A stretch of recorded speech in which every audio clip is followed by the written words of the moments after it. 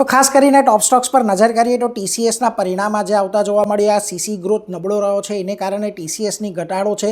ખાસ કરીને આખું આઈટી સેક્ટર આજે તમને ઘટાડા તરફી કારોબાર દર્શાવી રહ્યું છે, એટલે એના પર એક ફોકસ રાખજો. ટાટા એલેક્સીના પણ ત્રિમાસિક ધોરણે પરિણામ નબળા રહેતા આજે વેચવાલી આવી છે. ઇરેડાના પરિણામો આવ્યા, એનપીએ અહીંયા વધતા જોવા મળ્યા છે, એટલે સ્ટોકની અંદર આજે 4% વધુનો ઘટાડો આવ્યો છે. બીજી તરફ તમારે ગ્લેનમાર્ક ફાર્મા પર નજર રાખવાની છે.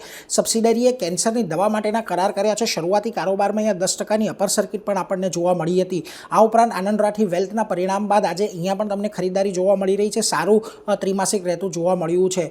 એચયુએલમાં આજે સારી તેજી છે. પ્રિયા નાયરને 5 વર્ષ માટે તેમણે એમડી અને સીઈઓ પદ માટે નિયુક્ત કર્યા છે, અને પહેલાં તેઓ મહિલા એમડી અને સીઈઓ બન્યા છે, એટલા માટે સારી તેજી અહીંયા જોવા મળી રહી છે. અને ઝી એન્ટરટેઇનમેન્ટની અંદર વોરંટ ઇસ્યુ માટે શેરહોલ્ડરોએ મંજૂરી નથી આપી, જેને લઈને આજે સ્ટોકમાં ફરી પાછો ઘટાડો આવ્યો છે. તો આ બધા સ્ટોક પર નજર રાખવાની છે.